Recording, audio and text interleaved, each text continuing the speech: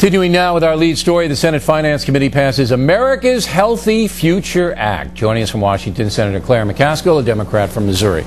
All right, as I said, 1,300 pages. Did you read this? 1,300 pages? Did you read it all? I've read the only Senate bill that came out of committee that's ready to read. I've read the Health Committee. I'll read this one when we get it, which will be before we debate it. It's so crazy. It's complicated. Yeah, it really is. I mean, but nobody can understand it all. What's the most impressive thing about the bill, the Healthy Futures Act, that passed today? The one thing that all Americans should be real excited about?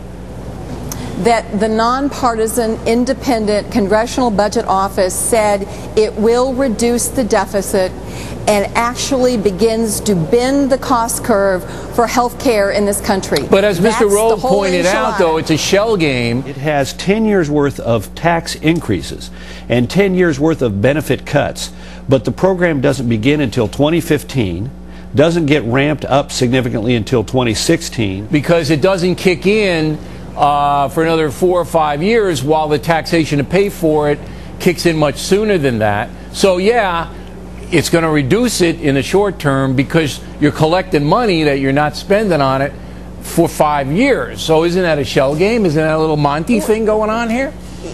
No, Karl Rove is really good at leaving out important details.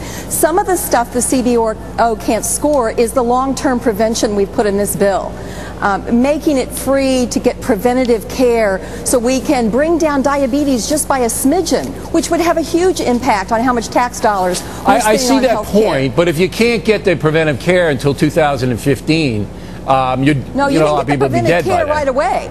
No, you can get the preventive care right away. It's just that CBO won't score that. So long term, they're saying it will bring down the deficit. Not short term. Long term, it will bring down the deficit. And here's the deal, Bill. Americans aren't getting raises anymore. It's getting eaten up by co-pays, deductibles, higher premiums. If we want to get a raise in America, I'm not talking about, government takeover of anything. I'm talking about I'd like to see people put some money in their pocket. Well, I would too, but here's what I'm afraid of.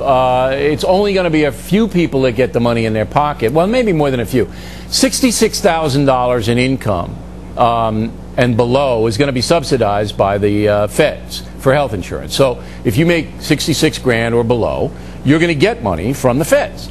If you make above that, they're going to take money from you to pay the other. Now, that's income redistribution. Senator, do you believe in income redistribution? Do you think that's economic justice? Here's the interesting thing.